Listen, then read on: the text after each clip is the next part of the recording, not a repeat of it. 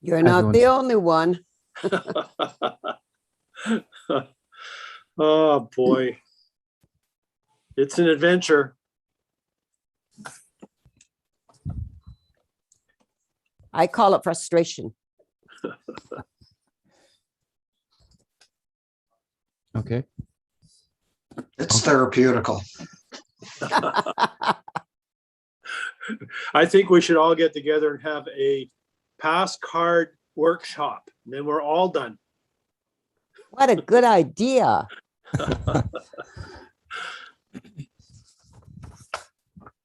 Ready?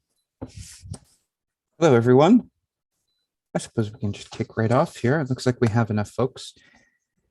So I'll call to order, and it's 1:30.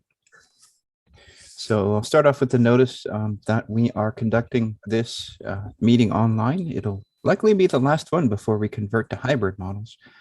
We're currently live broadcasting this meeting out on Zoom, and those of anyone who wished to attend could have registered beforehand to attend as an attendee on the Zoom call itself. As well, we are broadcasting the meeting on YouTube at the ACRD YouTube channel, or directly through the ACRD website as well. So from there, I'd like to recognize that we're conducting our business today on the territories of principally the Hupatchisitt and the Tishot First Nations and the New Channels peoples. But those of us who are calling in from different areas might be calling in from Coast Salish territory or beyond as well.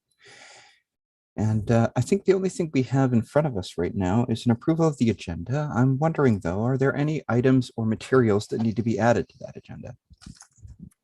Mr. Chair, I'm not aware of any late items for consideration this afternoon. Okay, well, if that's the case, then let's have a motion to move on with the meeting and adopt the agenda. Thank you, Director Cote. Seconded by Director Cole. Thank you. Any comments? Seeing none, all those in favor? All opposed?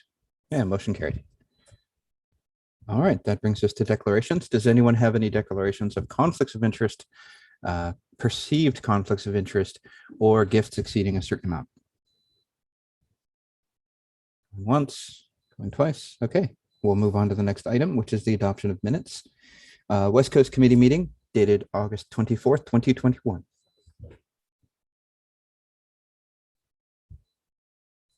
Thank you, Director Johnson, seconded by Director Cote. Any comments? Seeing none, all those in favor? All opposed? Okay, motion carried. All right, that brings us to item B, which is the committee of the whole meeting dated August 25th, 2021. Thank you, Director McCarthy, and seconded by Director Shannon. Does anyone have any comments? Director Cote, go ahead. Thank you. I just wondered, we had approved the letter for the INEO RV recycling pilot. And I'd wondered if we had got any new information on where that was going to occur. Thank you. Thanks. Do we have a staff member who can answer that? Terry? I'm just hoping, oh, Paulo is jumping on here. He'll have more info. He's frantically clicking buttons. I apologize for that. Through your chair to the group. No, I don't have any updates on that yet. Once I do get something back from NEO, I'll bring that forward to the board members. Thank you. Any further comments or questions on the minutes for the committee of the whole meeting? Okay, seeing none. All those in favor? All opposed? Motion carried. All right, that brings us to item C, which are the Board of Directors meeting minutes from August 25th, 2021.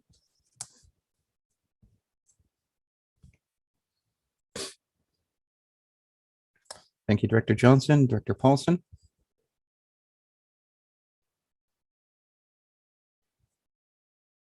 CEN, any comments or questions? Okay, seeing none. All those in favor? All opposed?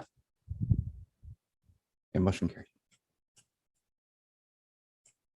And finally, we have the Alberni Valley and Banfield Services Committee meeting dated September 1st, 2021. Thank you, Director Beckett, seconded by Director Cote. Any comments? Seeing none. All those in favor? Okay, motion carried. All right, that brings us to item 5, which are petitions, delegations, and presentations. Looks like we have three individual presentations or delegations today. I would remind everyone that we have a 10-minute maximum, generally speaking, with some wiggle room, depending on how close you are to the end. Once we hit about 10 minutes, I may interrupt you and ask the board if they wish for you to continue. If I only get the sense that you're really close to the end, though, you can just go over a little bit. If you ever see my face and I'm holding up 2 fingers or 1 finger, I'm not trying to interrupt you because I'll just talk if I want to do that. I'm just letting you know how much time you have left. All right, so first up, we have Corey Brent from the Long Beach Golf Club regarding the tax exemption proposal. Thank you and welcome. And you're muted. All right, please go ahead. All right. Thanks for having me, you guys. First off, chair and directors. This is a new thing for me, the Zoom thing, so bear with me. Just want to go over a little bit about myself first before we get into the tax exemption stuff. I've been on property here for 15 years through the last GM, Keith Gibson.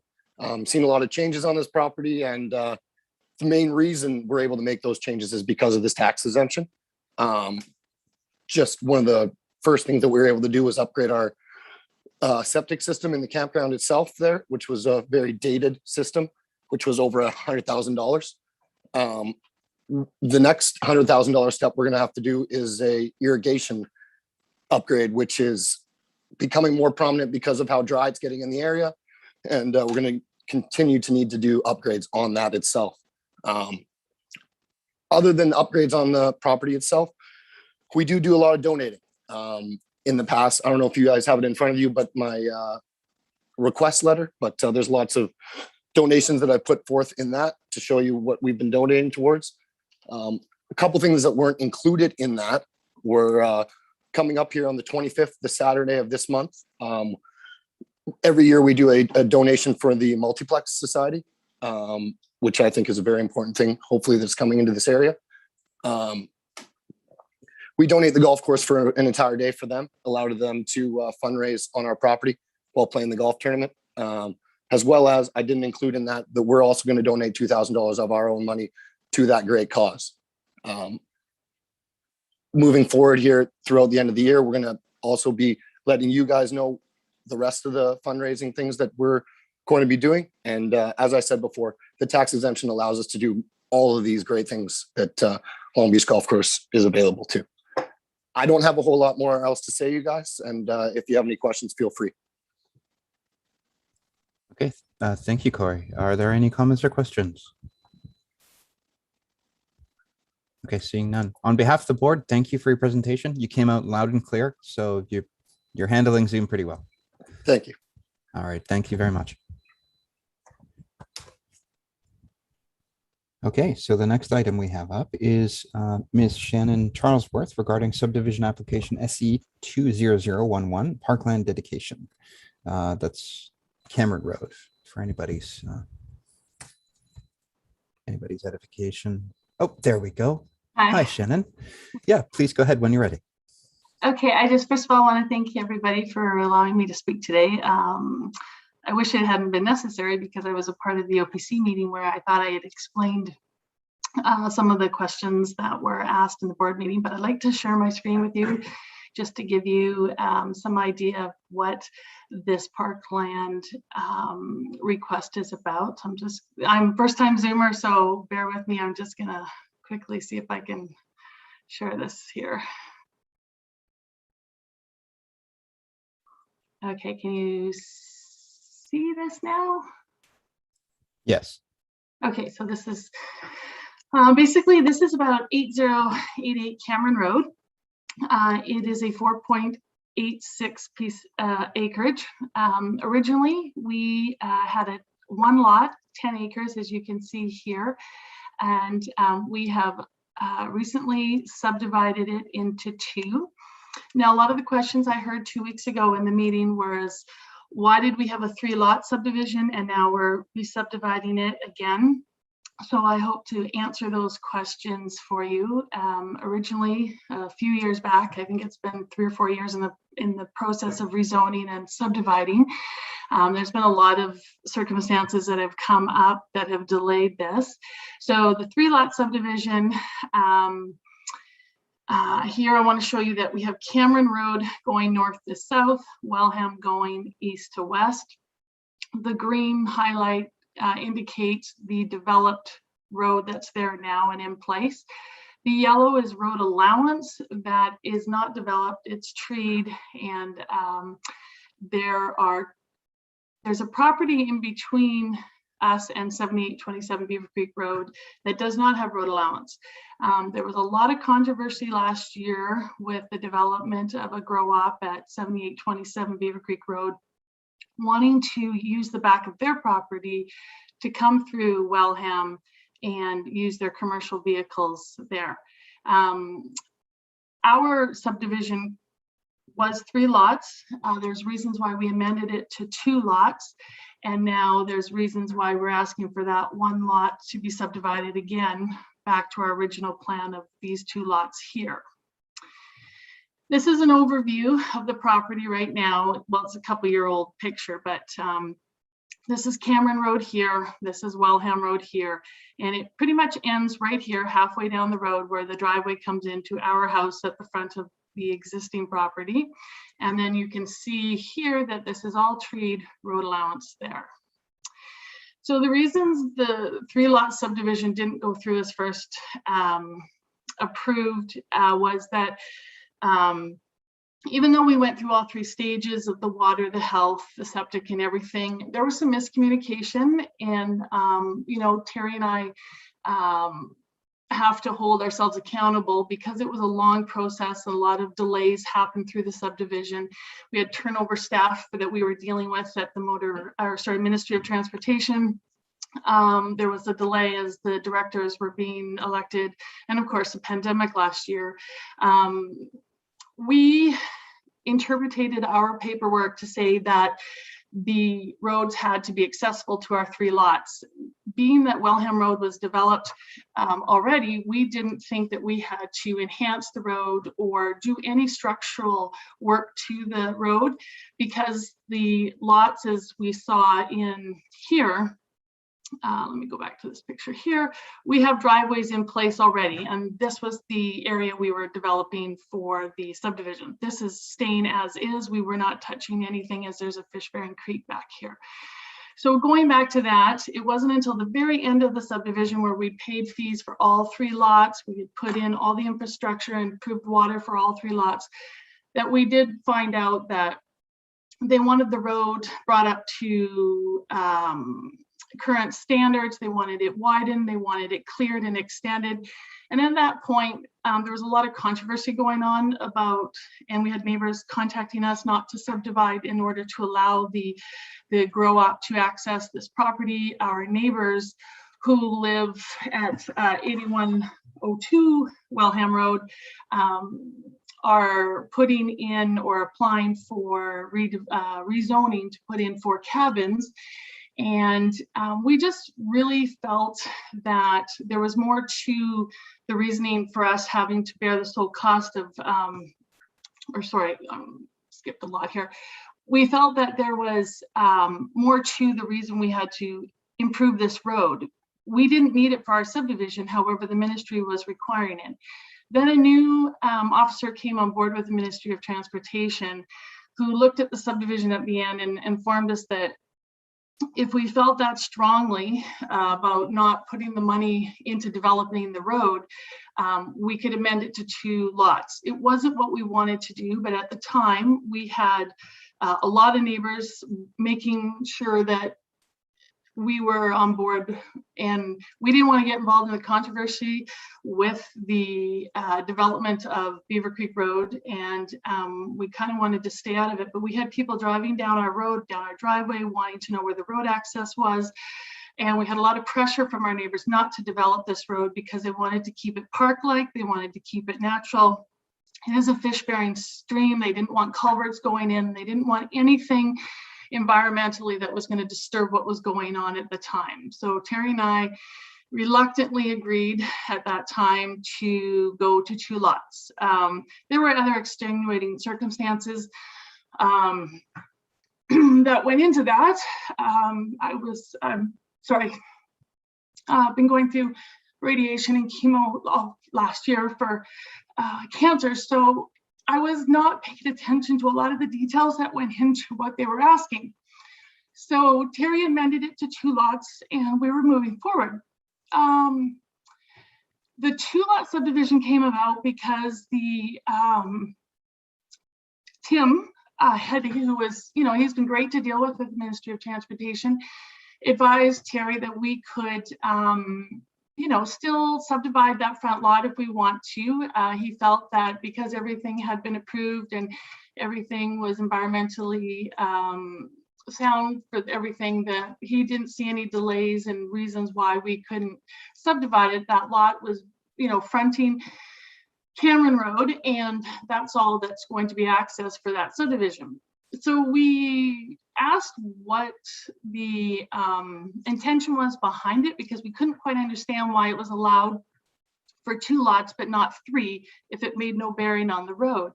And it was just a policy that he said that was in place because normally when they get big commercial developers come in and subdivide land down, they want to make sure they're developing the neighborhood consistently with the standards. And even though this was a one-off and very rare, that's not what we were doing. So he agreed that, this would be a good opportunity to go forward. When we put the application in, that's when we learned from Alex that there was a parkland requirement if we are subdividing a piece of land within 5 years, which we were unaware of at the time.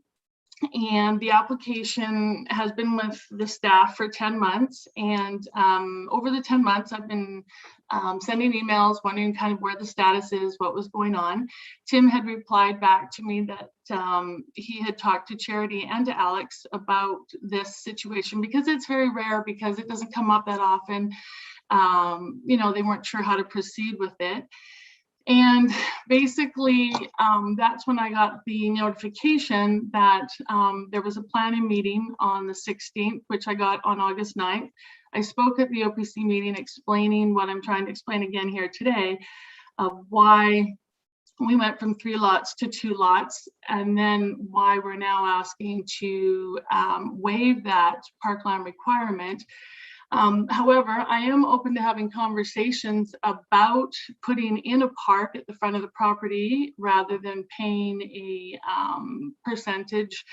I was a bit surprised because at the OPC meeting, it was mentioned that, there was a motion to waive the parkland requirement. And when Mike read the motion out, it was suggested to waive or reduce so that the board had an option to consider.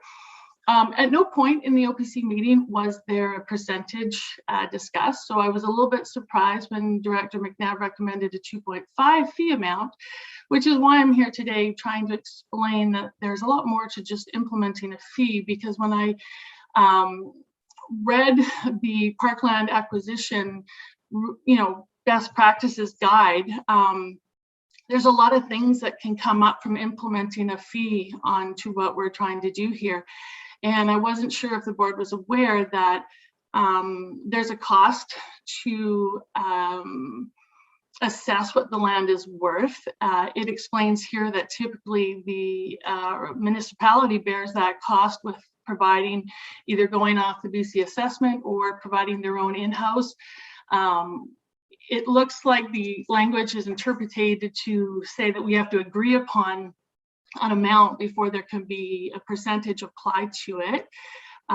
It also, goes on in the guidelines about how to come to an amount that's agreeable to be paid. And if we do put in a park, it does say that most municipalities help with the development of that in keeping up that as well. So there was just some things that were interesting to read that come from there. basically, in wrapping this up real quick, sorry, is that to avoid all that, we're asking to waive that parkland requirement, and I'll leave it with you guys if you have any questions. I tried to summarize it. I know the OPC meeting, I went into a lot more detail, but basically that's in a nutshell. Okay, thank you for that. You were pretty much bang on, just a little bit over. And yeah, thank you for the presentation. I'm wondering if you could stop sharing so we could see each other again. I'm just trying to figure out how to do that. I think there's like a red button in the upper of the toolbar that comes up when you share. There we go. Okay. Yes, thank you for the presentation. I'm wondering if any directors have any comments or questions.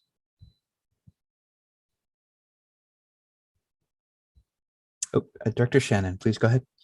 No, just thank you, Shannon, for coming in today to do an explanation on this. I know that I had some questions at our last meeting, and we had discussed it and kind of deferred it. So I appreciate you coming in and being proactive about that with us. Thank you. Thank you. Any further comments? Okay, well, it's very good to have you with us. Thank you for your presentation. And yeah. Okay, so that brings us to the next item. And that is the Salmon Beach Committee members wishing to give a presentation regarding the West Coast Transit Tax. I have Mrs. Ellen Pete, Mr. Terry Graff, Mr. Ken Lund, Jill Maybach. I'm not certain if they're all here, but I'm wondering who is going to speak. Terry or Alan? I will speak first. All right. Okay. I'd like to thank you for allowing the Salmon Beach Committee to speak on Bylaw E1062.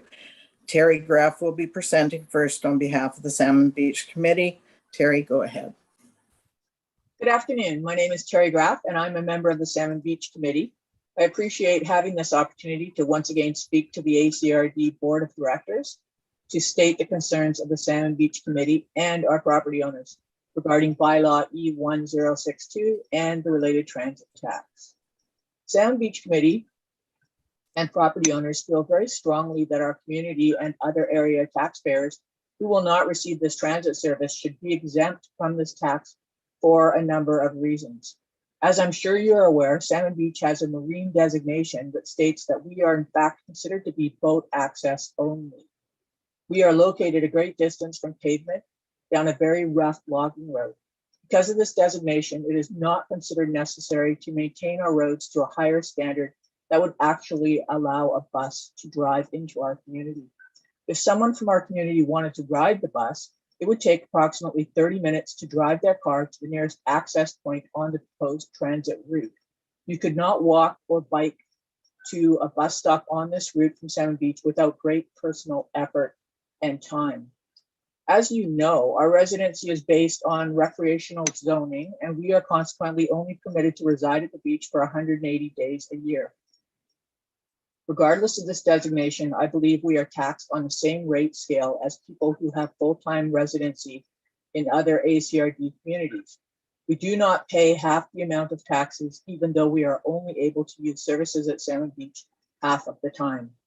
Given that we are zoned recreational, vast majority of us have other residences that we also pay taxes at. I would think the majority of these are in larger communities with transit taxes already included in their yearly tax evaluation. The last time the ACRD Board of Directors heard from me, I was requesting an extension to the alternative approval process, AAP, that took place in the fall of 2019.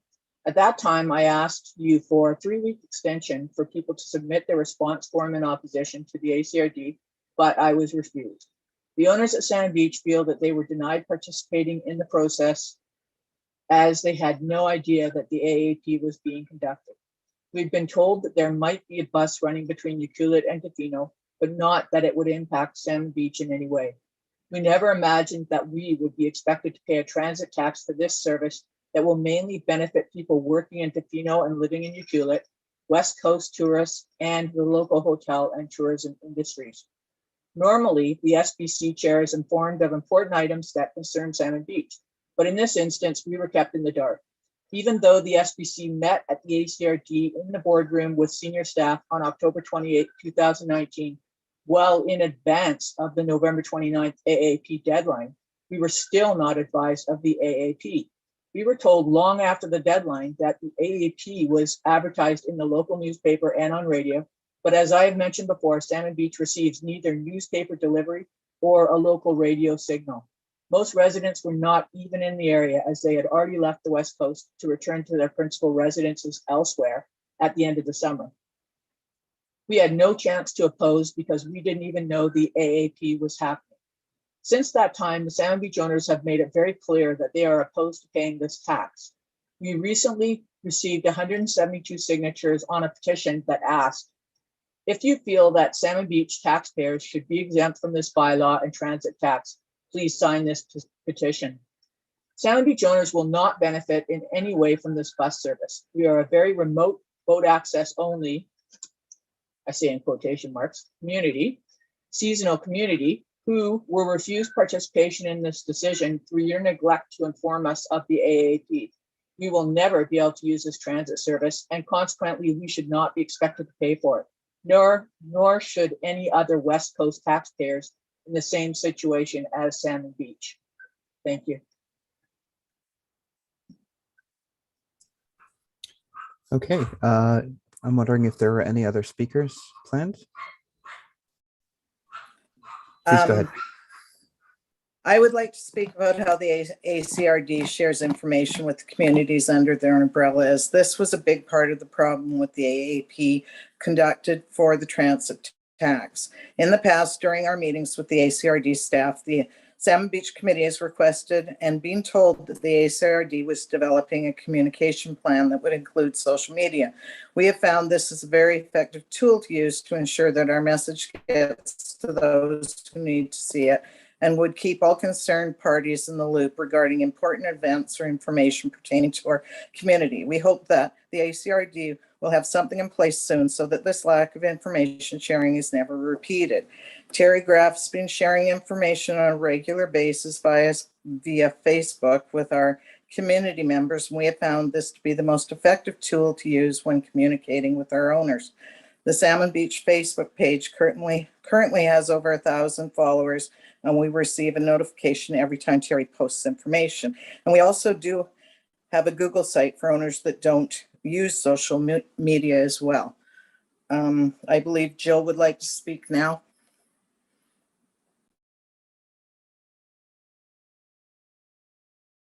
You're muted though, Jill. Is that better? Okay. Good afternoon, all, and thank you for receiving our delegation, and thank you, Ellen and Terry. I have a question and a comment for the ACRD very quickly. Statistically, I am sure it's possible today to see how each community voted on the transit tax within Area C. Was there even one vote from the Salmon Beach community? Is that not a clear indicator our community of over 300 lot owners was uninformed completely? Terry Graff's request for the 3-week extension could and should have been granted before voting day. Instead, Salmon Beach was denied the 3-week extension and therefore our due process as taxpayers. For today, Salmon Beach community should be released from this tax as requested. And going forward, improve communication between this seasonal population and the ACRD to be set in place. Thank you very much. Okay. Ellen, is that all of the presentations? Yes, it is. All right, thank you. Thank you. Okay, so we'll open this up. Please go ahead, Dr. Roberts. Yeah, thank you for that, Ellen and Terry and Jill. Much appreciated. And I completely understand where the Salmon Beach Committee is coming from. I have no objection to having transit on the West Coast. It covers a lot of Area C, including Port Albion, Millstream, Willowbrae, and other communities along the way. So I think it's a needed facility on the West Coast. However, I do agree that the community of Salmon Beach should be removed from this tax. The Salmon Beach lot owners are not afraid to pay their share of taxes, including school tax, rural tax, the Alberni-Clayoquot Regional District tax, the Vancouver Island Library tax, the Alberni-Clayoquot Hospital tax, and so on. So if even though a lot of these taxes do not benefit the community of Salmon Beach, transit tax for sure does not.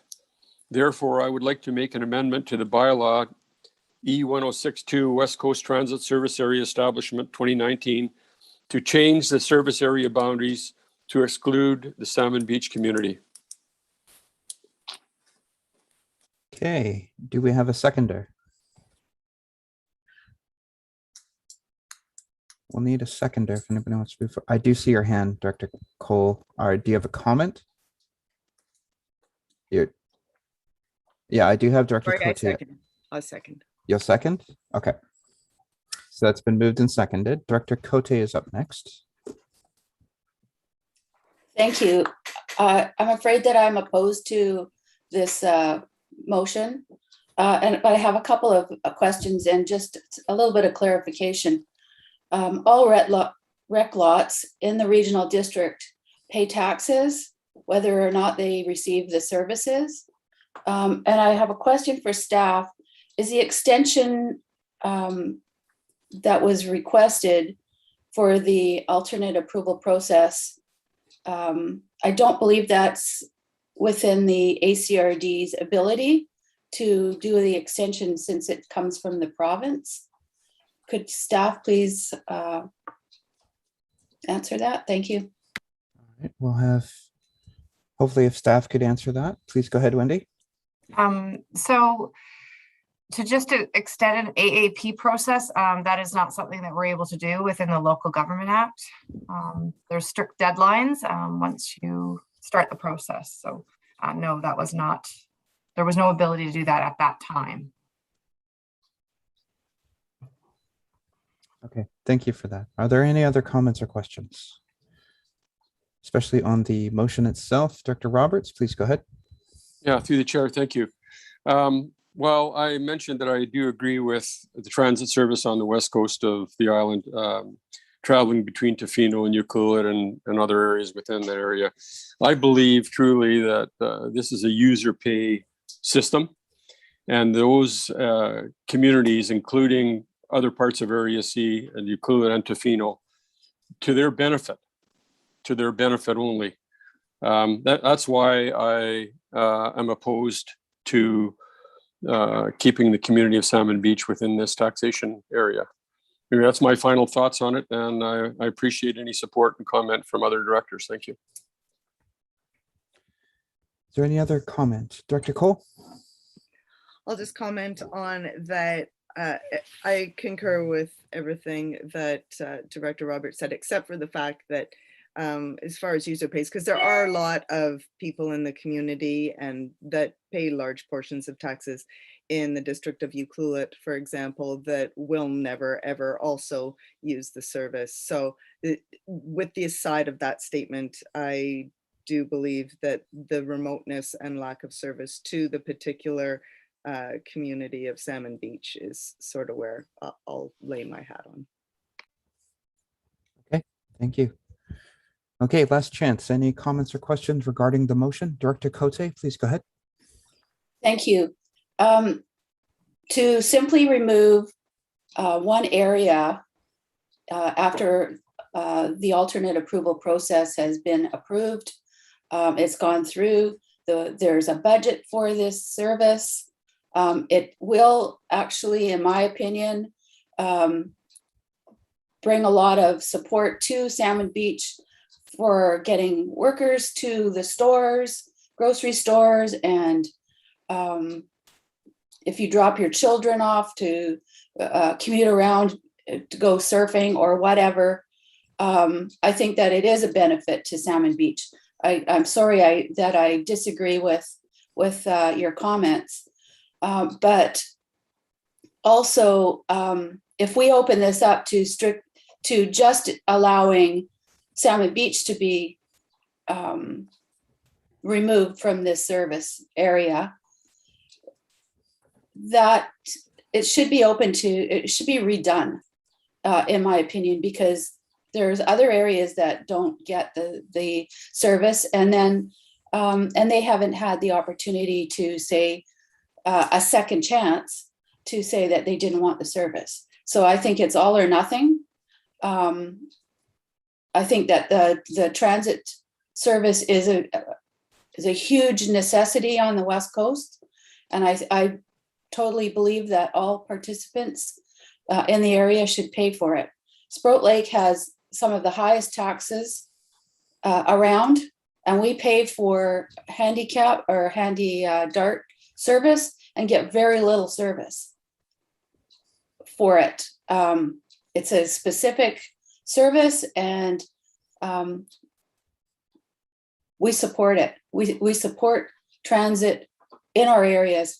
Possibly, you know, down the road, maybe the bus could be extended to Salmon Beach, but it has to start somewhere.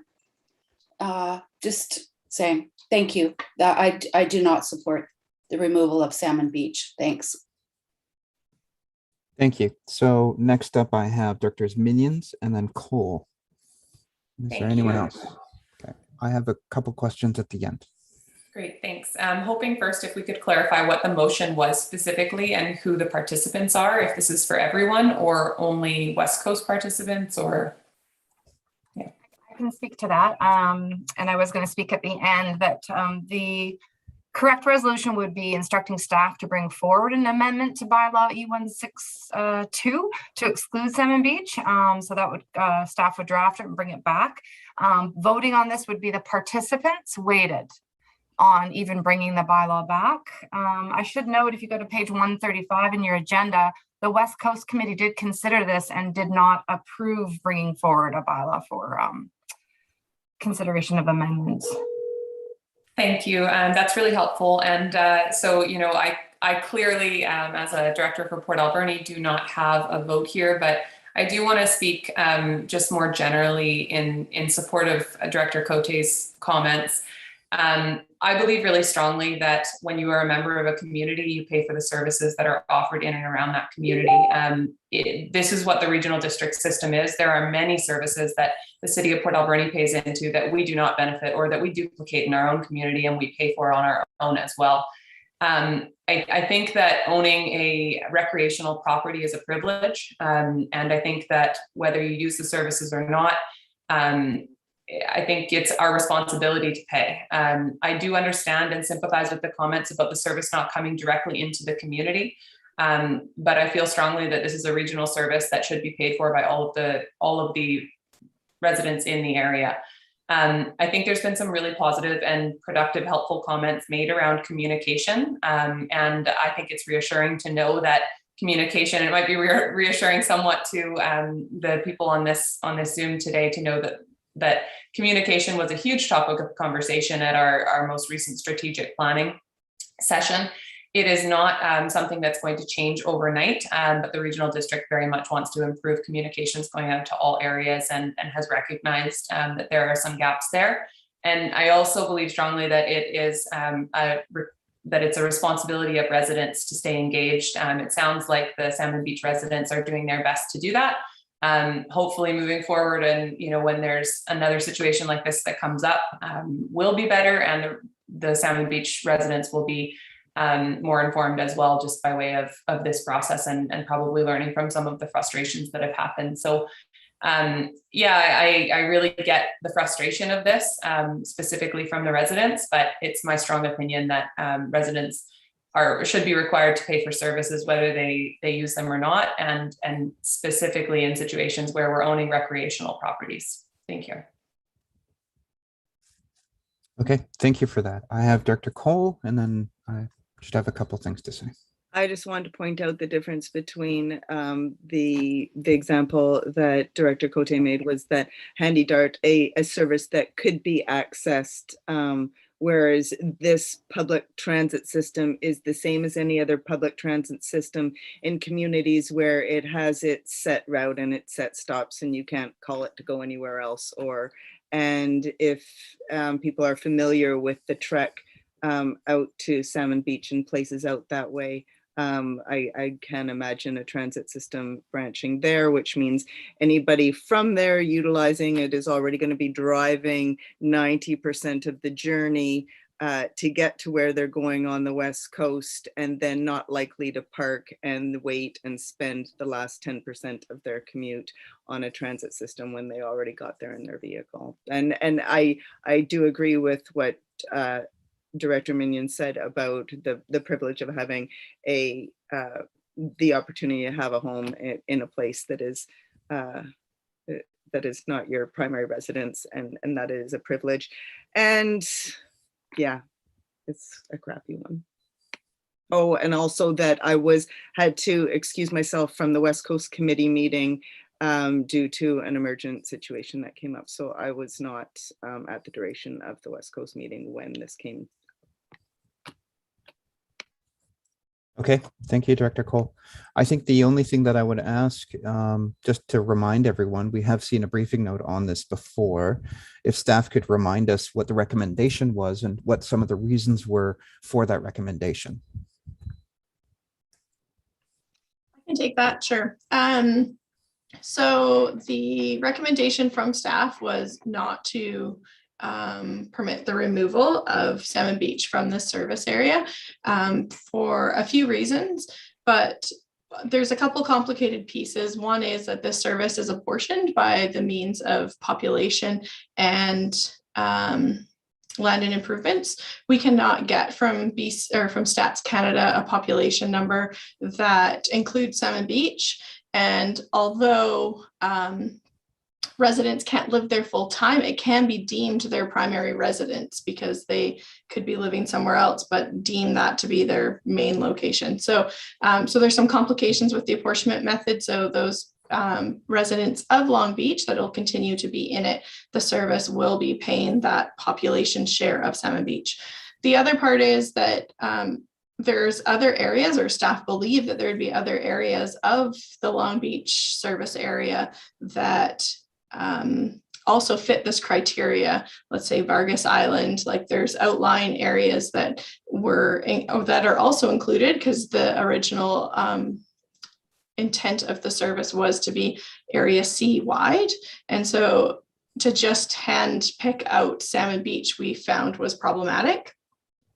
And then I guess the final part is we've never actually gone to the ministry and asked them, and we definitely can, to remove, but to adjust the service area in advance of actually implementing the service is challenging, we believe.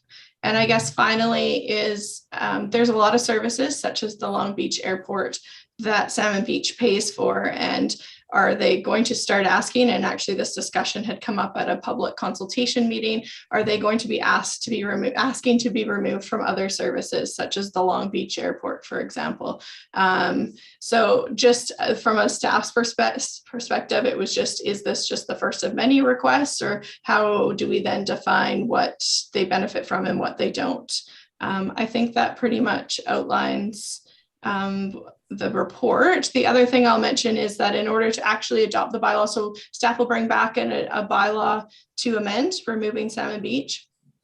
It'll need to have 3 readings, and then 2/3 of the participants, which will be 4 out of 5 of the directors, will need to sign to consent to the removal, as well as it needs to get sent to the minister or the inspector of municipalities for approval before we can bring it back to the board for adoption. So I think we can bring this back fairly quickly, probably to the board meeting later this month if this resolution goes through, but it is a little bit of a lengthy process to actually finish it off. And unless Wendy has something to add, that's everything from me. I just wanted to add that we also received correspondence from other property owners in Area C that are concerned with this removal, as they see it as changing the intent of the AAP. So I just wanted to also bring that to the attention of the group today. Thank you. All right, Kel, last words, and then I will take over. Please go ahead, Director Roberts. Yeah, thanks very much. I appreciate the comments from Terry Fong as well.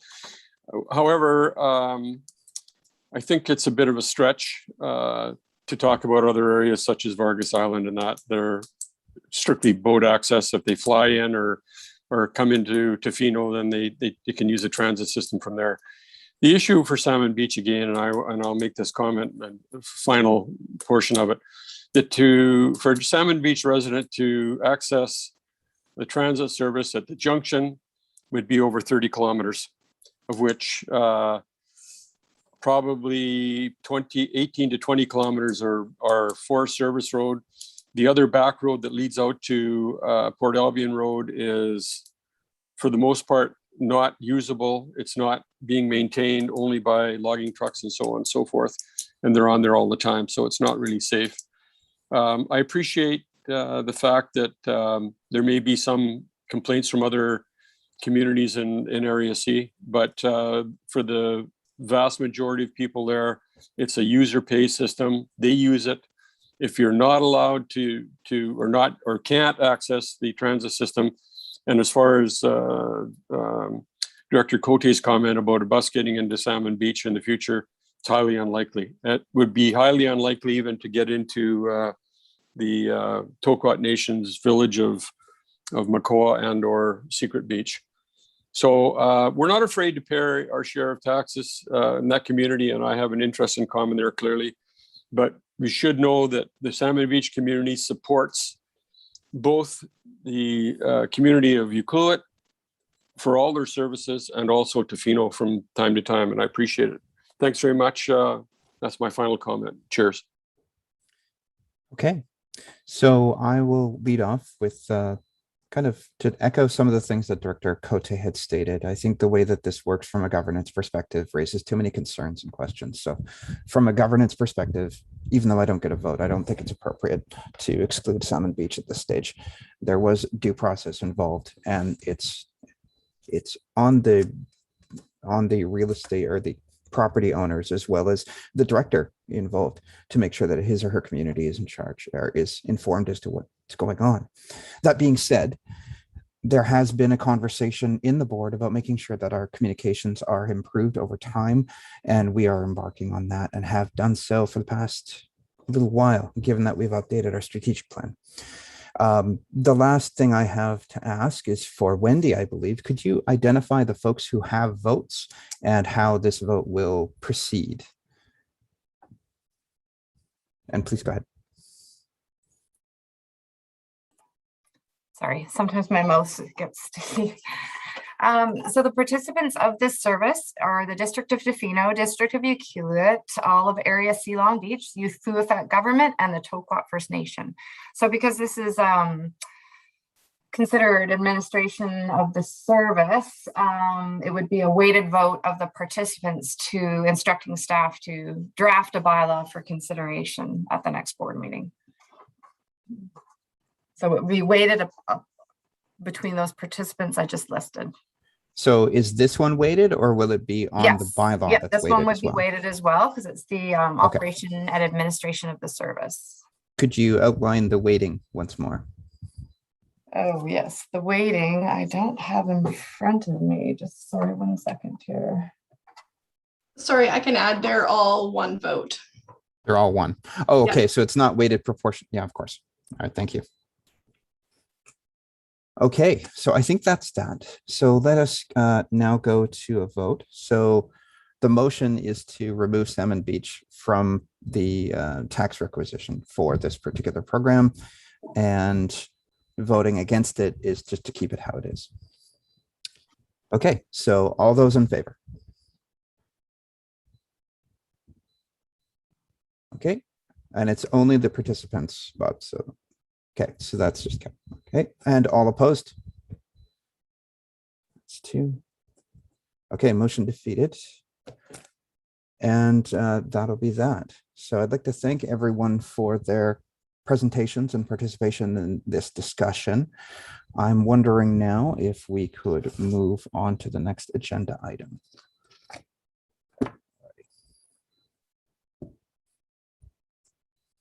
Okay, it doesn't look like we have any correspondence for action. We only have the one item for correspondence for information. Would anyone like to speak to it or ask any questions? It has to do with Canada Infrastructure Program. An ISIP is different than SIP. If there are no comments or questions, if we get a motion to adopt or to receive the correspondence. Thank you, Director Shannon. Seconded by Director McCarthy. Any comments? Seeing none. All those in favor? Okay, motion carried. Alrighty, that brings us to the request for decisions and bylaws. First item is item 8A regarding Parks Asset Management Plan version 1. Will you So be I can- taking it, Tricia? Yeah. Yes, I can. Thank you. Please go ahead.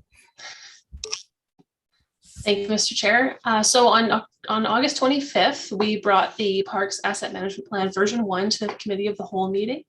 And at that meeting, it was decided that the committee would, they approved the adoption of the plan with some amendments. So we have made those amendments to the plan. All of them are listed within the RFD. The only one that was not mentioned at the Committee of the Whole meeting was one correction of an amount for the Cherry Creek Community Parks in table 3.2. That figure did not, it was just a misstatement and it did not reflect any other financial data within the plan. And so all of those amendments have been made and are included within the amended plan within the agenda. Okay, thank you. Director, please go ahead. So when we were talking about this previously, I did mention the horse stables at Evergreen Park, and the horse stables and the horse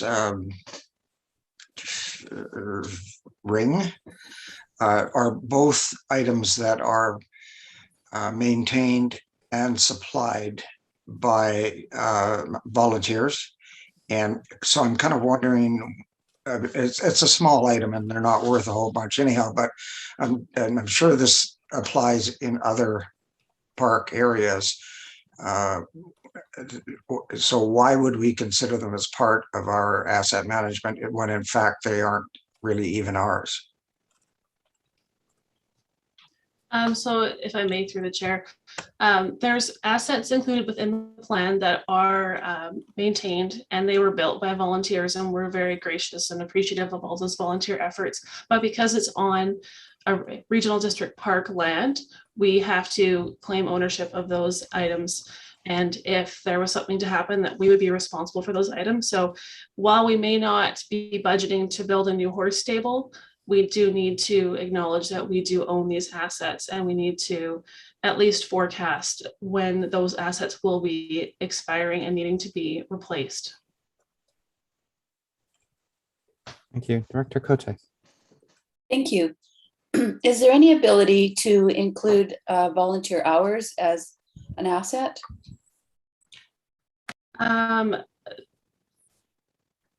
I'm not entirely sure if that is something that we even have record of.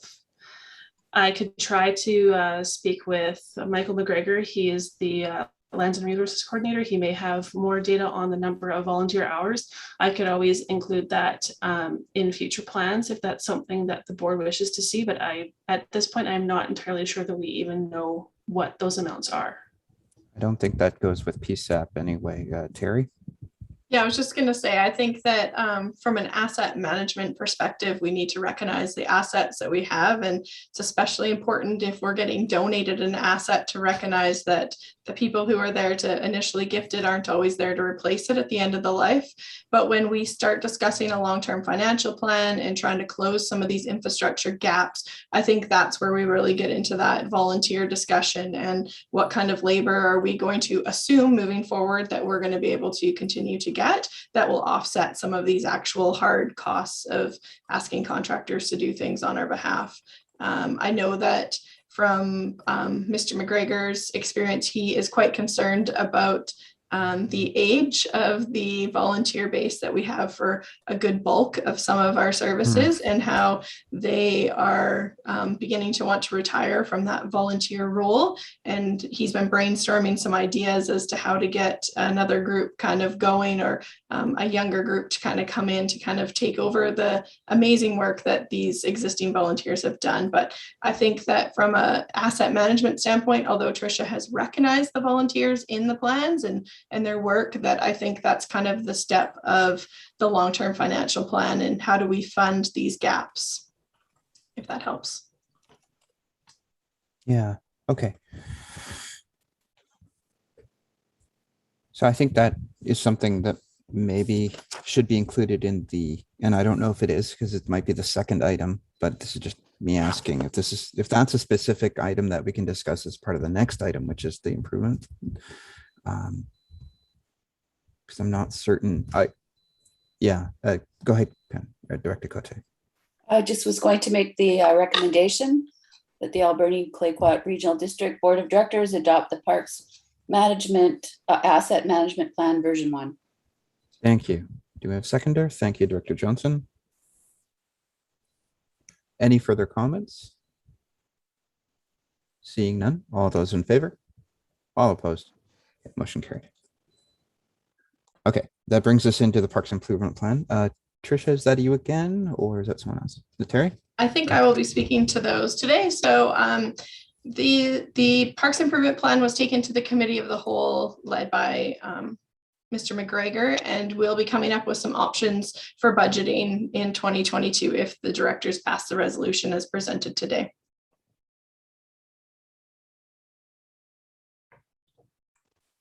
And you're muted, Mr. Chair. It's a motion with 3 parts, one motion. Director Bodnar, please go ahead. Yes, I was just looking, and when I was reading this about park management, I noticed that the Cherry Creek Road park was not mentioned on there, and also the trail that I don't know whether it even has a name that comes off of Cherry Creek. And there's a trail there, and it comes up behind John Howitt School. And I was just wondering if. So unfortunately, Mr. McGregor is not here today, but I do know that we do not have ownership of the trail that comes out behind John Howitt School. I'm not sure if it's a city trail or if it's just a private trail. We definitely do own the one that's along the roadside, along Cherry Creek Road, until you kind of get to the bridge there and it goes into the creek area. But I can get him, Director Bodnar, to follow up with you if you would like a little bit more about that. Yes, because there is some maintenance that definitely needs to be done on the bridge that goes across the road there behind John Howitt School, and also the bush that comes over on the trail that's parallel with Cherry Creek Road. Okay, I'll send him a note. Thank you. Okay. Director Beckett, please go ahead. Thank you. I was very impressed with both plans and the thoroughness that went into taking a look at identifying the status, the needs, the future, budgeting, all the rest of it.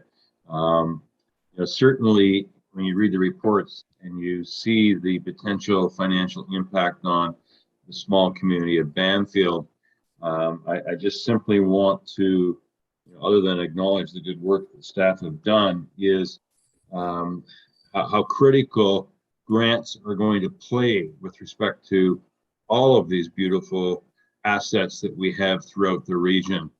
And I look forward to the day when we have that staff in place to work towards that end in finding ways and means to help our small communities ensure that we have appropriate playgrounds and maintenance in our parks. Thank you. Thank you for that. Are there any further comments, questions, or motions?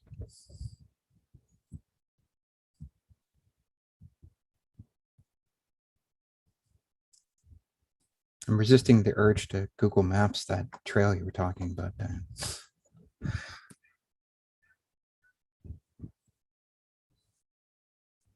Okay, so in regards to the item, I'm not hearing much in regards to motions to adopt or to, sorry, to direct staff to include the projects. Director Beckett? Yeah, I'd make the motion to adopt, sir. All right, thank you, Director Beckett. I'll second. Thank you, Director Johnson. Do we have any comments on the motion? Seeing none. All those in favor? All opposed? Yeah, motion carried. All right, thank you for that. That brings us to the next item, which is the park and playground inspection and maintenance policy. So this was also discussed at the committee of the whole at the end of August. And the only discussion that day was regarding wanting to speak to maintenance procedures that exceed the minimum standard, or that they can be set to exceed the minimum standards at certain parks. So that language has been added to the policy and is presented for the board's consideration.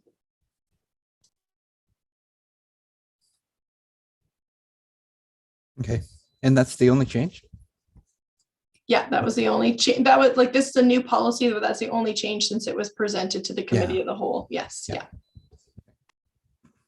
Dr. Roberts, go ahead. Yeah, I'll make that motion that the Alberni Clayoquot Regional District Board of Directors adopt the amended park and playground inspection and maintenance policy dated August 25th, 2021. Thank you. Are there a seconder? Thank you, Dr. Beckett. Any comments? Okay, seeing none, all those in favor? Motion carried. All right, that brings us to the new building inspection SUV. So staff are presenting a one-time exception from the purchasing policy for the purchase of a building inspection vehicle within the $45,000 budgeted amount in the 2021 financial plan. So as you may have noticed, there is a current vehicle shortage on many car lots. And if staff were to proceed with the RFP or tender process, it would greatly hinder our ability to secure a suitable vehicle for building inspection. Given the needs of the service and the ACRD's commitment to the BC Climate Action Charter, staff feel that a hybrid SUV is the best choice, and recent quotes on available vehicles fall within the budgeted amount. So delegating authority to the CAO would secure a vehicle in a much needed timely manner. We will be replacing the 2008 Yaris that's currently in service, and it's at the end of its useful life. Thank you.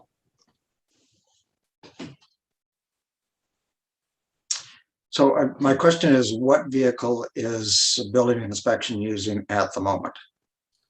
They're currently using the 2008 Toyota Yaris, and it's seen considerable wear and tear over the last year. They're having to drive it down newly constructed driveways, and especially in the Sprout Lake area where they're steeper, and it's just not a suitable choice.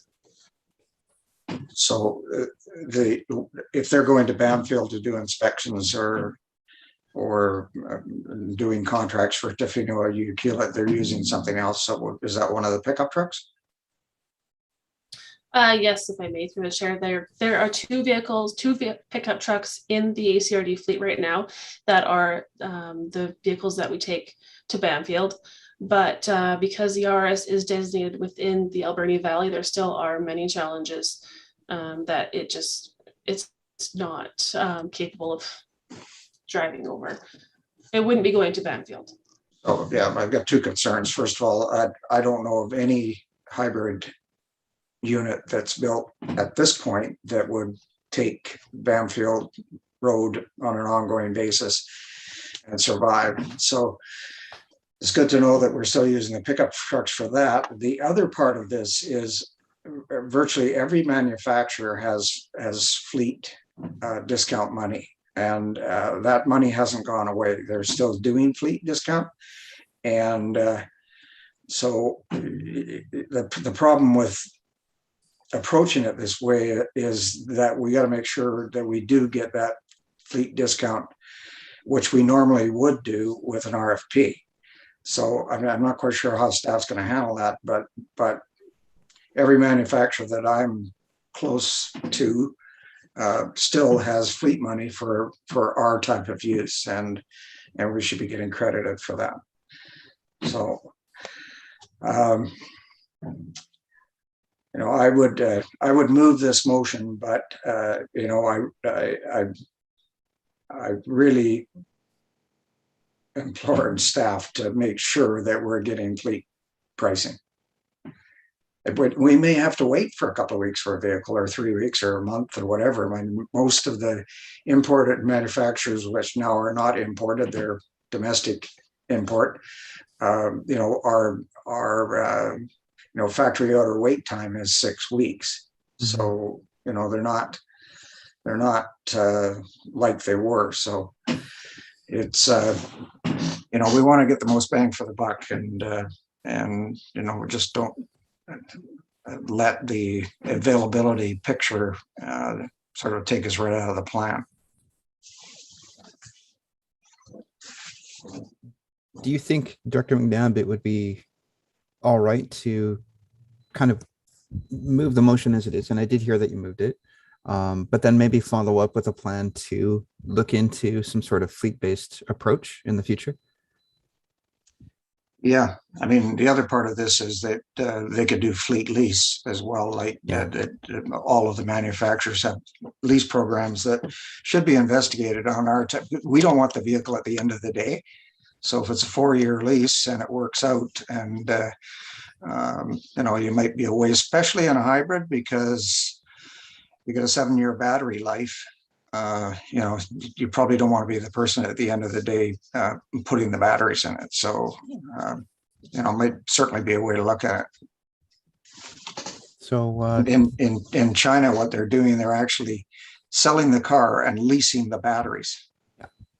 So the battery goes, you got a 4-year lease on it, you get new batteries. Yeah, I think the designs you'll see will be allowing for swappable batteries a lot better, instead of having to drop the whole thing. I think that's a bit of a tangent, though, that I'd love to talk about later. But Director McNabb did move the recommended motion. Do we have a seconder? Thank you, Director Cote. Any further comments? Okay, seeing none. All those in favor? All opposed? Okay, motion carried. Dr. Cote? Thank you. Do we have records of the mileage that we're putting on all these vehicles? And just wondering if that corresponds to budget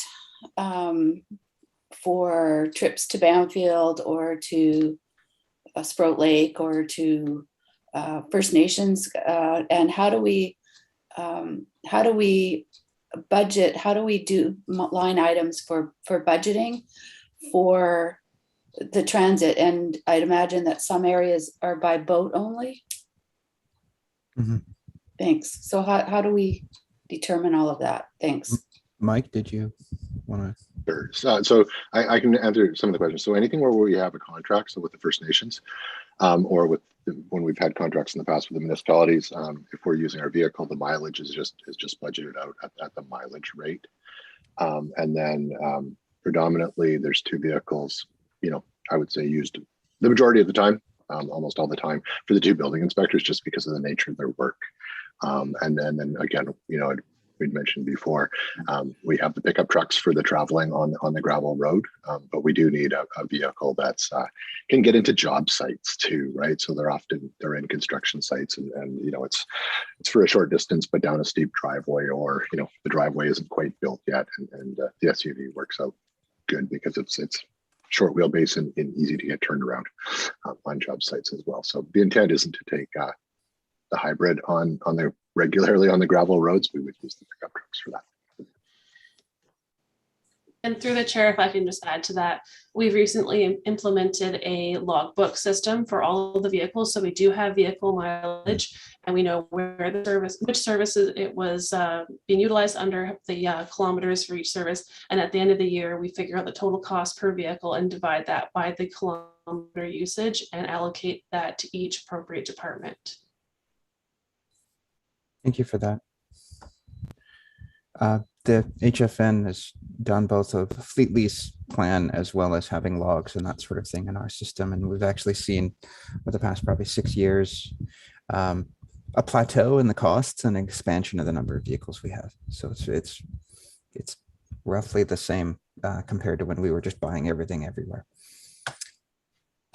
Okay, with that in mind, I'm wondering if we could potentially have a larger conversation about how we use the fleet and what we may want to do in a future committee or committee of the whole meeting.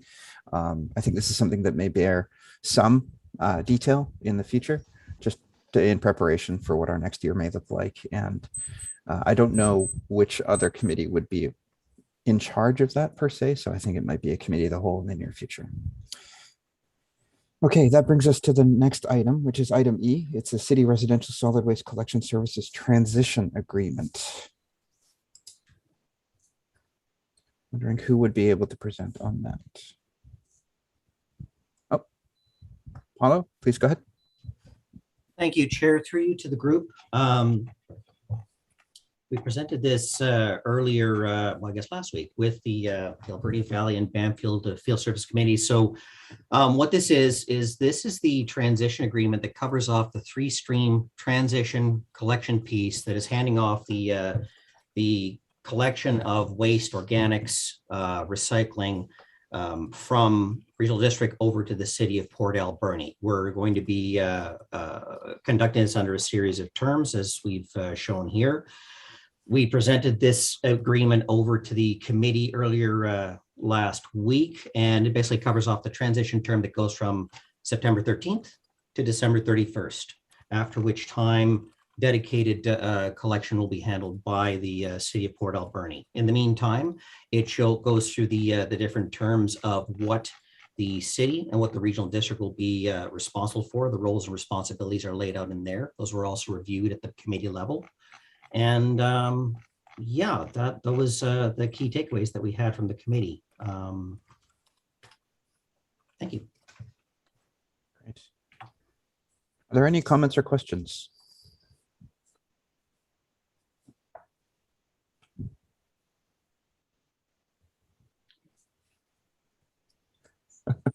Are there any motions? It seems like it's pretty straightforward. Thank you, Dr. McNabb. So I move the motion. Thank you, Dr. McNabb. Do we have a seconder? Thank you, Director Johnson. Okay, any further comments? Seeing none. All those in favor? All opposed? The motion carried. Okay, that brings us to the contract award of landfill landfill gas flare installation at the Alberni Valley landfill. I remember when we first started talking about this. This is actually exciting as far as landfill stuff goes. Please go ahead, Paula. Thank you, Chair. Through you again to the board.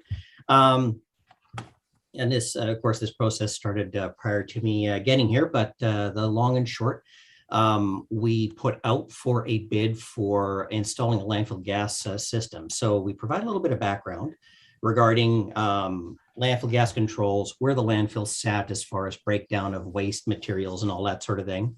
And you know, in history past, the site has experienced on-site gas emissions from the decomposition of organic material in the waste mass, specifically near 2 monitoring wells, which were then capped. So coming from that, and ironically, we discussed this a little bit at AVB when we segued off of transition and started discussing landfill gas. This piece had to deal with whether or not we fall under the BC landfill gas regulation. Trigger point would be 1,000 tons of methane being generated by the landfill per year. This one's not, but there is a unknown element of landfill gas being generated from that area in conjunction with the gas emissions that were seen by those monitors. So we budgeted approximately $62,000 to move forward with getting a kit design landfill gas flare system that could be installed right at that basis, right by those monitors where the gas was detected. And that allows the opportunity to flare off that gas material and properly destroy it. It's one of the cleanest burning fuels, so it gets rid of that really high hitting. It's one of the highest hitting greenhouse gases known, methane. So the idea is if you have sufficient quantity, you try to collect it and turn it into something useful. If you have not a lot of quantity, at the very least, you should try to flare it. And that's the category that this falls under. So we went out to bid. We did receive a lot of interest, but we only received one qualified quote that came back. And that was from, I've lost the name here, Fife Well and Water Services. And that cost to complete everything all in is $39,800, which falls well within the budget envelope. Thank you. Any comments or questions? Dr. McNabb. So the emission that you have once you flare it off is CO2. What is it? CO2, that's correct. Yeah. Yeah, I would move the motion. Thank you, Director McNabb. Do we have a seconder? Thank you, Director Roberts. Okay, all those in favor? All opposed? Okay, motion carried. Okay, so I think the next item we have is the tender award for the fire flow upgrade for the Tofino Long Beach Airport. Please go ahead. Mark is not jumping on, so I will go ahead with this one. So we had a grant agreement to do a fire flow upgrade at the Long Beach Airport and did a competitive bid process. Empowerment Excavating came in as the low bid at $586,563.60, which is well within the budgeted funding amounts. And I'm happy to answer any questions.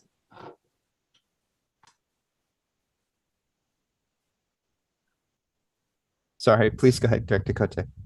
Thank you. Through the chair to staff, reading the desired outcome, phase 2 will consist of installing fire flow pumps that will allow the new airport water distribution to meet fire flow requirements for an airport.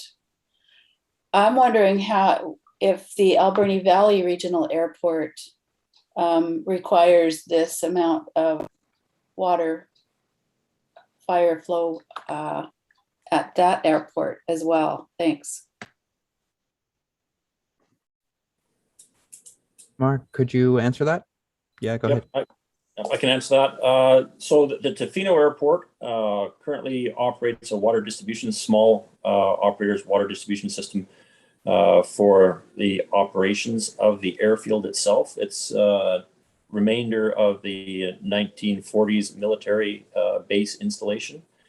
And our current fire flows, going back to old school Imperial, is about 70 Imperial gallons a minute from the hydrant.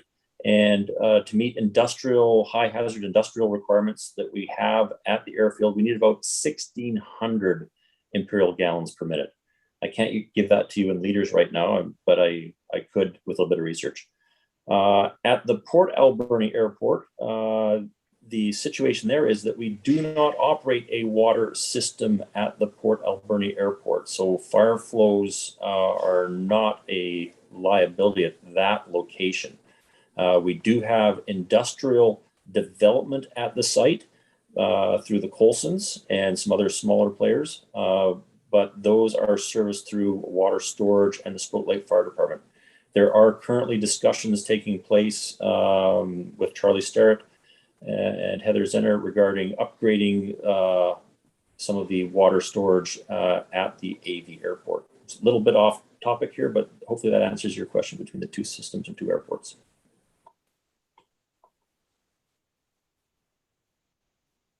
Dr. Cote, follow up. Thank you. I just wondered if the fire flow requirement for airports or industrial applications was a measurement that we needed to meet, if that was our responsibility or the tenant's responsibility, or it sounds to me like it's something that's required. Thank you.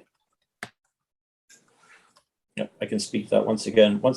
It is the regional district's responsibility if we are supplying the water distribution system, such as we are at the Tofino site or Long Beach Airport site. That particular site had traditionally a fire flow pump that was removed by Transport Canada prior to the regional district taking it over. We're just in the matter of fact putting things back together the way they should be. Once again at Port Alberni, the onus would be on the individual property owners or developers supporting their own fire flow requirements for their operations or tasks they're taking on at their lease holdings. We do not operate a water system and therefore can't be liable for that at that site. But those discussions are ongoing with Port Alberni, and we're also looking at maybe doing a conjunction with the expansion at the Avra Airport with a joint work with Colson's in the near future. Okay. Go ahead, Dr. Cote. Thanks. I'd just like to make a comment that it's not the Port Alberni Airport, it's Alberni Valley. Thanks. Yes. Okay, so do we have any comments or questions regarding the recommended motion? Dr. Roberts? Just a question through the chair to whoever, that is this fire flow upgrade, does this work in conjunction with the Tofino Fire Department as well, or do they have any input on this?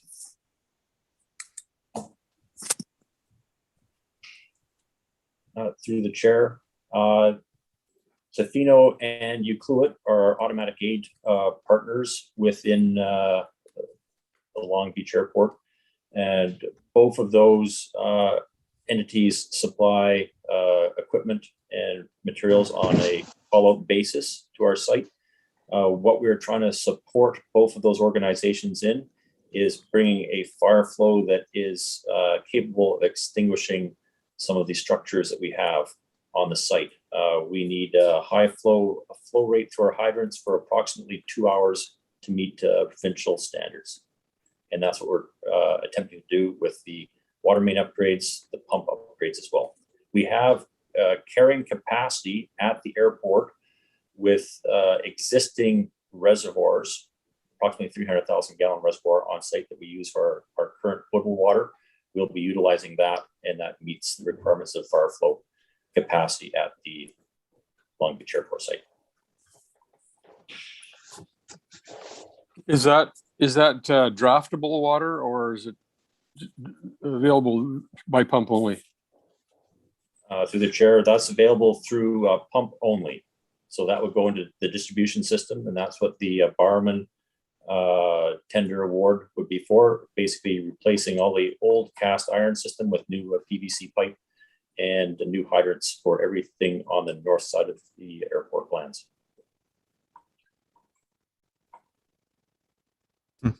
Okay. With that, if there aren't any other questions, we do have the motion to go with Bowerman. What is our inclination?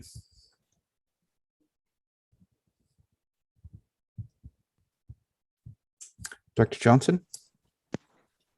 I'll make the motion. Thank you, Dr. Johnson. Do we have a seconder? Thank you, Director Beckett. Okay, any further comments? Seeing none, all those in favor? All opposed? Motion carried. Okay, that'll bring us to the last item in section 8, which is the potential use of Long Beach Airport for campground for West Coast workers. There, so this is me again. So this topic was brought to the West Coast Committee. It actually came from Director Cole in conversations that she's having with some stakeholders on the West Coast to do with this dispersed camping issue that is very problematic this last summer. So staff recommendation to the West Coast Committee was that we kind of referred this idea back into the overall group that we had discussed at our last board meeting, using the Whistler Center for Sustainability to develop a little bit of a longer term plan. But the West Coast Committee would like this to be looked at separately and not to get kind of lost in that process. So staff will work and bring back a basic report later this fall of kind of everything that we need to do. I believe at some point we might need some consultant to help us, but we'll do some preliminary work first, bring that back for discussion, and then see where we go from there. Just the concept at this point is to develop possibly a campground that is for to address some of the worker shortage issues that are going on the West Coast. And I'm happy to answer any questions. Thank you. Director Cote, please go ahead. Thanks. My mind's thinking about this, and how do you determine the difference between just a regular camper or someone who's actually working? Would it be a pass that you have to get from your employer, or so can you bring your family? So there are many things that we're going to need to investigate, not just about the land itself and do we have the services for it and how would we oversee it and everything, but then exactly that, how would it become available to the people that they're wanting to target, as well as can we do that without it being deemed providing advantage to a business, right? Because these are business owners. And so how does that all work? So lots of investigative work to be done. A bunch of it can be done at a staff level for sure. We just need some time. But then, like I said, at some point we might need a consultant to come in to assist us. At that West Coast meeting, the airport manager had also mentioned that one of the sites that I think we were thinking about has recently been determined to have a bunch of asbestos been left behind from the old D&D days. And so even just things like that and how we're going to address that are all things that we need to kind of talk about. So we'll get this one moving and continue the discussion.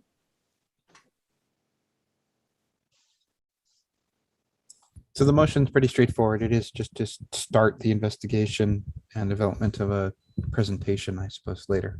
Director Roberts? So moved. Thank you, Director Roberts. Do we have a seconder? Thank you, Director McCarthy. Any further comments? Okay, seeing none. All those in favor? Motion carried. Okay, so before we get to planning matters, I'm going to call a bio break for 10 minutes. So if we could all come back at 5 after 3, that'd be great. All right, thank you very much.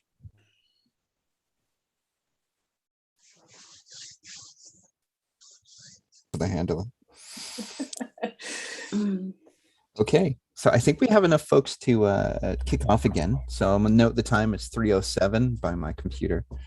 And the first item is item 9.1A, which is something to do with Beaver Creek. So I'm wondering, oh, it is Alex, if you wanted to take it away. Thank you, Chair Jack. Happy to give a bit of an intro. So as you are aware, this is the parkland dedication application on Cameron Road. So on August 25th, the board considered a report regarding parkland dedication relating to a proposed subdivision of a property at the corner of Cameron and Welham Road. At that meeting, the board deferred a decision and directed staff to gather some more information from the Ministry of Transportation on their requirements for road construction for that 2-lot subdivision. You've also heard from the property owner, Shannon Charlesworth, at the beginning of the meeting, and thank you, Shannon, for doing that if you're on the line still. So as we've outlined in our report, when the property owners first applied for a 3-lot subdivision in 2019, the engineered road upgrades and signage were required by the ministry as conditions of final subdivision approval. In amending their application to the 2-lot subdivision and then subsequently applying to subdivide a 3rd lot, staff understand that it is now likely that the applicants will not be required to construct the road to the same engineered standard as outlined in the province's road design guide. Staff have general concerns about the potential for multi-stage applications, subdivision applications that can result in lesser improvements to public services. The parkland dedication requirements of the Local Government Act can work to encourage subdivision applications over a single phase unless phased development agreements for subdivision servicing are in place, for example. It is also noted that the cost of the engineered road upgrades would be significantly higher than the cost of 5% of the appraised market value of the property. So at this time, planning staff recommendation is that the board proceed with 5% cash in lieu of parkland. And we're happy to answer any questions you might have. Thank you.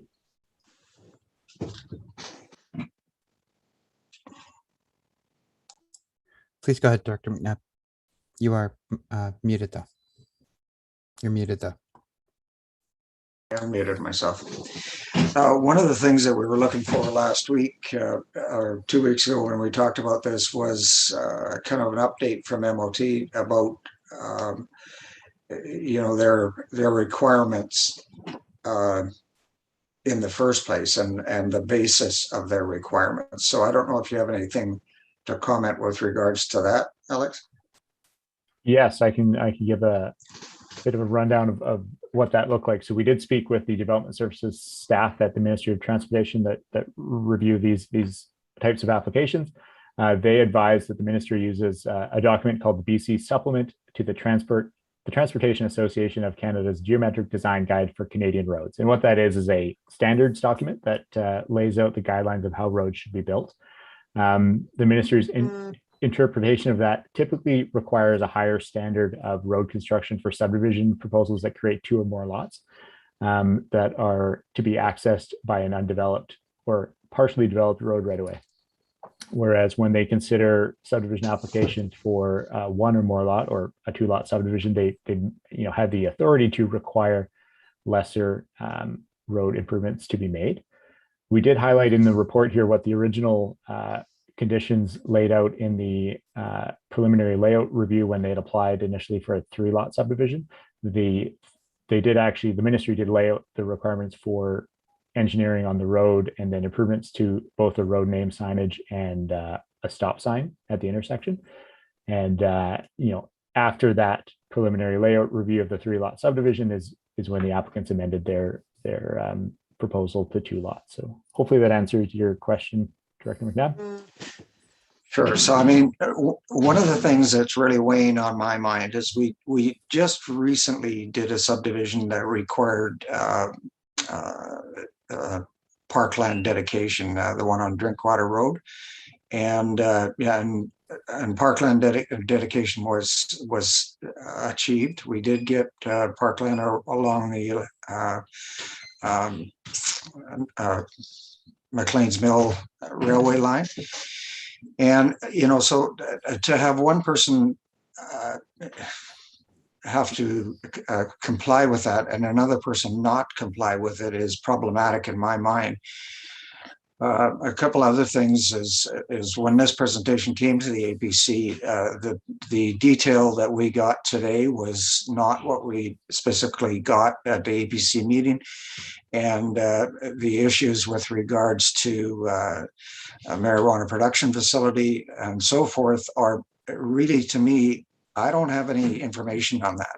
As far as I know, the planning department doesn't have any information on that facility wanting to access from the back. All of the access that we were witness to was access from River Road or Beaver Creek Road, sorry. So I wouldn't have been taking that forward to the board because I don't have any knowledge of that. I don't have any knowledge of what, like we do now, but I don't have any knowledge specifically of what MOT wanted as far as road construction and what MOT might have said in order to justify that. There was something about some 4 cabins that were going to be built or something that were no longer going to be built.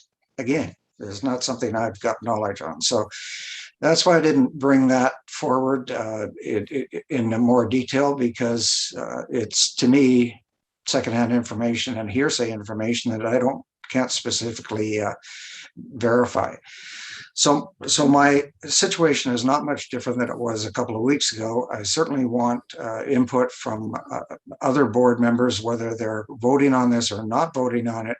I still think in my mind that there has to be some value transferred with regards to this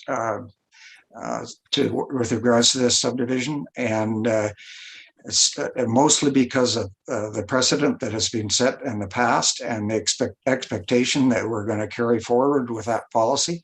So I'd certainly like to hear from those that want to chime in. Thank you.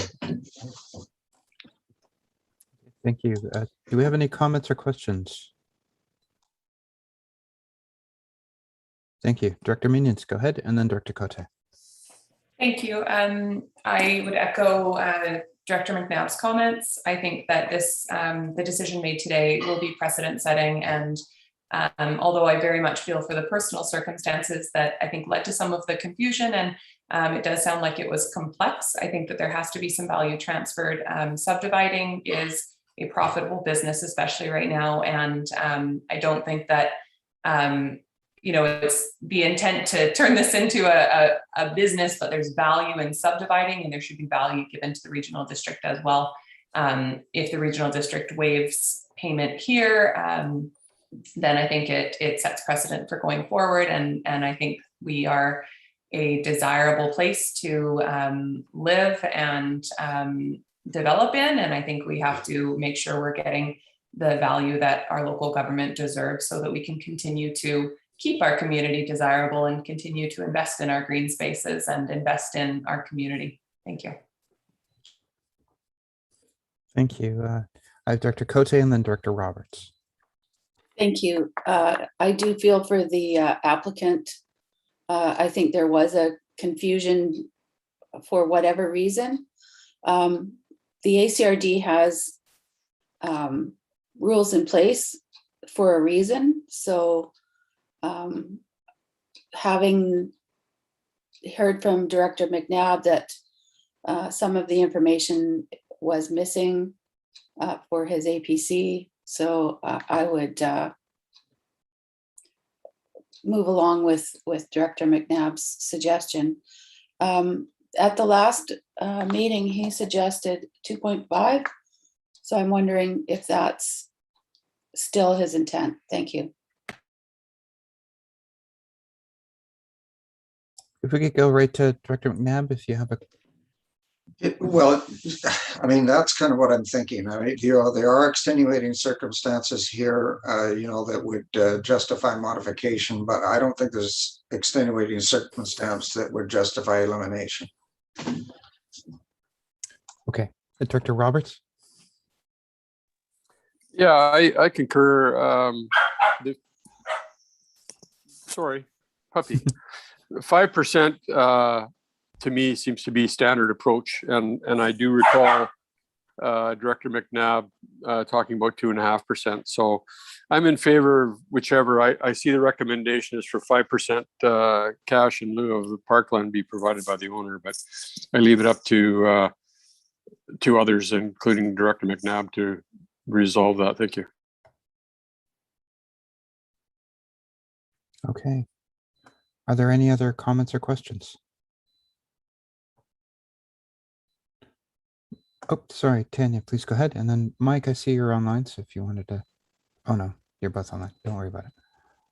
Go ahead. Dr. Shannon. Thank you. Thank you. I guess my question is we've gone from the 2.5% to 5%. I see in the recommendations from last meeting to this meeting. So like Director Cote and Roberts questioning that. And then I guess my other question is if we're promoting green space, whether it's public or not, I don't know the ins and outs of that parkland space. I know staff's not recommending that. Does it have to be park that's accessible to other people to use, or is it just green space to help preserve the property, the area? Because where this property is on a dead end road. So just looking for more clarification there. Because in her presentation this morning, she was open to doing part of the property as a dedicated green space just looking for more information on that. I'd be happy to do that, Mr. Chair, if you like. So the way the parkland dedication works is the OCPs that we have each have policies around where we want to see, where the community would like to see future parkland, and where subdivisions occur in those areas where we've noted on the maps that this would be an appropriate area for parkland, whether it's preservation of an ecological feature or an access trail or a traditional public park. Those have been identified already through the OCP processes, and in this case, this subdivision is in an area where we don't see any connectivity with other parklands, and it is an isolated rural area that is not necessarily well suited for a smaller park in and of itself. So in those cases, planning staff's recommendation has typically been to require that the applicants provide cash in lieu. And then the Act allows for up to 5% of the appraised market value as cash in lieu. And historically, the regional district has proceeded with that 5% amount.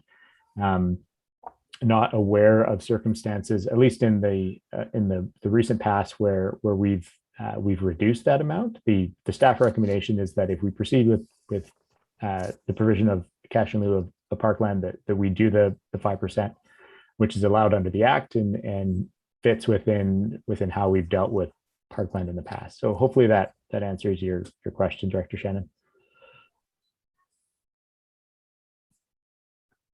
Okay. Director Bodnar, please go ahead. Thank you. Yes, I think that it should, you answered my question, Alex. Where do you draw the line as to what percent it's going to be? And if it's been 5%, I think it should stay at 5%. If we change anything, like Mayor Minion said, we're setting a precedence. Thank you. All right, thank you for that. Now, just gonna check in with Director McNabb. Are you looking for any more input on anything we haven't spoken to yet? No, and I thank those folks that put their voice forward. I mean, some of these things that we have like this are they're unusual, and they don't necessarily fit the mold. And at the risk of setting precedent, I do think there's enough extenuating circumstance here to move the 2.5%, and so that's what I would do. And I would say that if the proponent is unwilling or unable to pay that, then the option is still there to delay this subdivision till the end of the 5-year term and go ahead without it. So that's my motion, and hopefully you can walk through that. Thanks. Do we have a seconder before comment? Dr. Beckett, are you seconding? Yep. Do you have a comment as well? Please go ahead, and then Director Roberts. I do. I support that motion. I support the 2.5%. There's been discussion at our last board meeting where Director McNabb brought that forward. I appreciate staff's report. However, I don't like going back and forth with 2.5 and 5, and so I'm supporting Director McNabb's 2.5. All right, thank you, Director Beckett. And Dr. Roberts? Same, thank you. Okay. All right, with that in mind, then it's been moved and seconded. Are there any other comments? Dr. Shannon. Thank you. I just want to put my 2 bits in regarding setting a precedent here, because I mean, we hear from the proponent today, and from my understanding is that there was a lot of pressure from the neighbors because of the proposed development that was going in. And we all know what that was like because we saw a lot of it at the regional district. And so I can see why there was hesitancy and pressure to not go through with it at that time, and then things change, and I get that.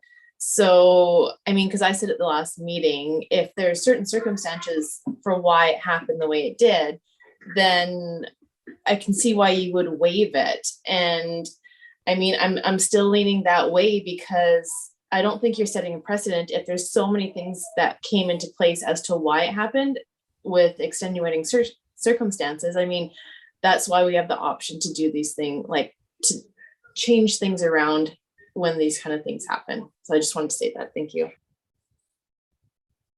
Thank you. Okay, and last chance. Okay, Director Cote. Thank you. So I would direct a question to Director Shannon. Are you trying to make an amendment to the motion? Thanks.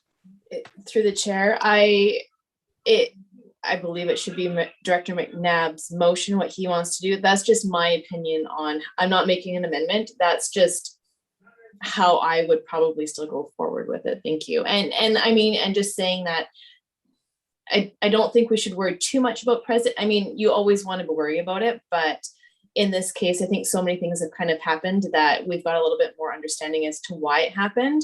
And yeah, thanks. Okay. Okay, seeing no more comments, I'll go all those in favor. All opposed? Okay, motion carried. Alrighty, thank you for that.